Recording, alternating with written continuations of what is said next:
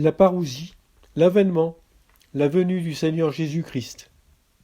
La parousie vient de paron et signifie être présent, arriver, à entrer dans une situation.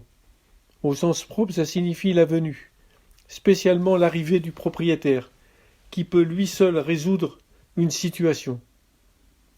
La parousie est un terme technique avec référence à la visite d'un roi ou de quelqu'un d'autre d'officiel, c'est-à-dire une visite royale. Par conséquent, dans le Nouveau Testament, c'est spécifiquement la venue ou la parousie de Christ. La parousie est utilisée en Orient comme expression technique pour la visite royale d'un roi ou d'un empereur. Le mot signifie littéralement être à côté, donc la présence personnelle du Seigneur. 8e exemple, première épître aux Thessaloniciens chapitre 4 versets 14 à 16. Car si nous croyons que Jésus est mort et qu'il est ressuscité, croyons aussi que Dieu ramènera par Jésus et avec lui ceux qui sont morts. Voici en effet ce que nous vous déclarons, d'après la parole du Seigneur.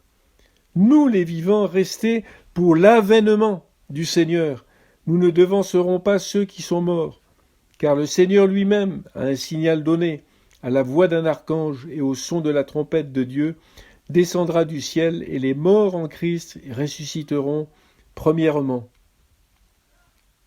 Complétons avec la première épître aux Corinthiens chapitre 15 versets 50 à 52. Ce que je dis, frères, c'est que la chair et le sang ne peuvent hériter le royaume de Dieu et que la corruption n'hérite pas l'incorruptibilité. Voici, je vous dis un mystère. Nous ne mourrons pas tous, mais tous nous serons changés. En un instant, en un clin d'œil, à la dernière trompette, la trompette sonnera et les morts ressusciteront incorruptibles et nous serons changés. À l'avènement du Seigneur, la trompette de Dieu sonnera et la voix d'un archange sera entendue.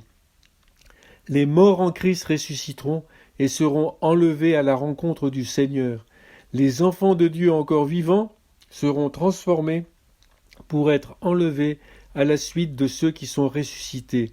Leur corps sera transformé.